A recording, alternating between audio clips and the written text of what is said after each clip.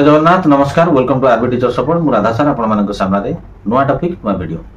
केंद्र रे नूतन सरकार गठन होबा परे बजेट 2024 अधिवेशन एई बजेट अधिवेशन रे एनपीएस रे किछि परिवर्तन करा जायछि। जेउ परिवर्तन हेछि सरकारी कर्मचारी मानक पई ताहा झटका ना फायदा। वीडियो को शेष पर्यंत देखंतु। चैनल टी सब्सक्राइब कर नथिले सब्सक्राइब कर नोटिफिकेशन बेल ऑन कर दियंतु जा फल ए चैनल जेतेबेला अपडेट वीडियो आसीबो प्रथमे आपन नोटिफिकेशन रे सूचना मिल जिवो। वीडियो टी भलो लागिले लाइक और शेयर करिया को भूलिबे ना।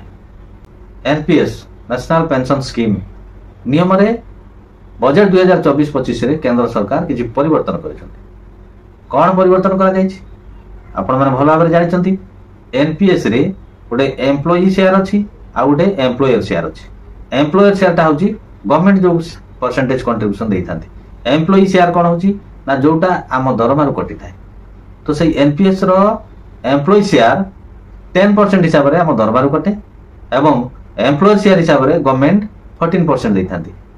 10% प्लस 14% 24% टोटल कंट्रीब्यूशन हमर एनपीएस अकाउंट रे जमा हे थाए। तो एइथिरे परिवर्तन करा जायछि।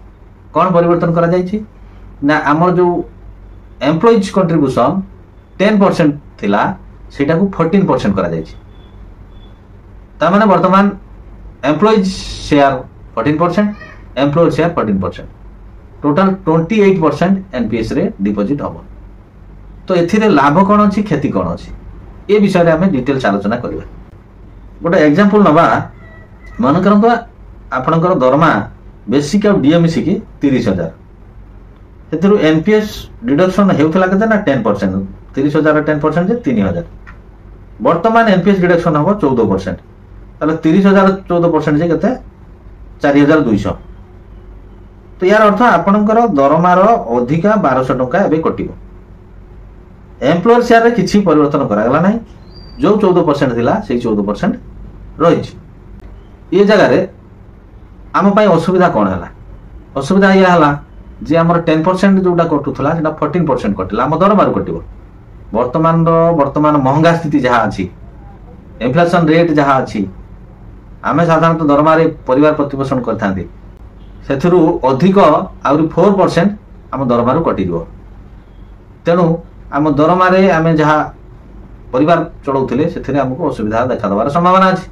जो माने दरमारे निर्भर करी परिवार प्रतिपोषण करूछंती मैक्सिमम मु भाबुछि 90% लोक दरमारे परिवार चलाउछंती सेमान को असुविधा देखा दब।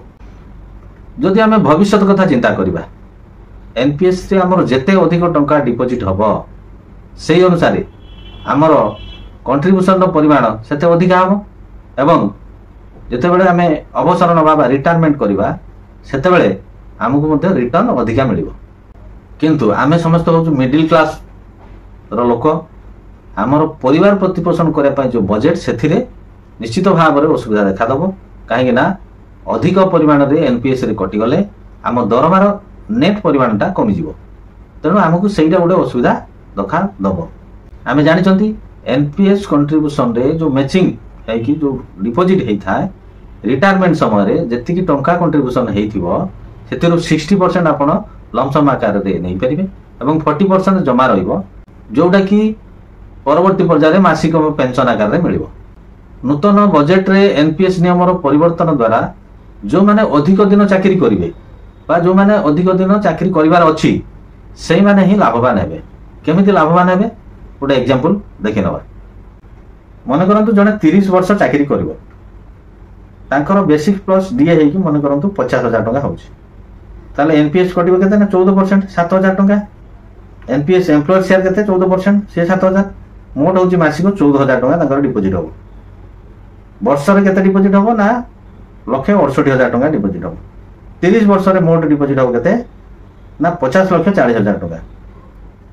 पुणी तार रिटर्न अछि। रिटर्न माने कोन मार्केट रे जो इन्वेस्टमेंट हो सेथुर मध्ये इंटरेस्ट किसी रिटर्न मिलिबो। तो ये पाखा पाखी आपनकर 55 लाख 60 लाख भितरे हबो।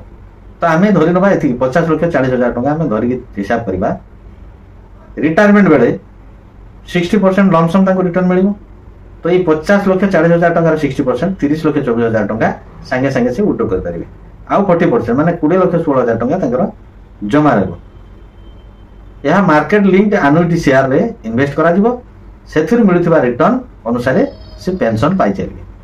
तेणु बजेट 2024 रे जो एनपीएस रे परिवर्तन करा जायछि केतेक कर्मचारी मानक पई असुविधार सम्मुखीन होतबा स्थले केतेक कर्मचारी माने जो माने कि अधिक दिन चाकरी करिवे से माने लाभवान होबार संभावना बहुत अधिक अछि।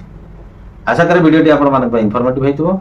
चैनल टी सब्सक्राइब करनथले सब्सक्राइब करी नोटिफिकेशन बेल ऑन कर दियंतु जा फल एही भली अपडेट वीडियो जेतबे आसीबो प्रथमे नोटिफिकेशन ने आपन सूचना मिल जिवो। वीडियोटी को लाइक और शेयर करबा को भूलंतु नाही। परवर्ती वीडियो पर्यंत रहउछि नमस्कार। बंदे उत्कल जननी।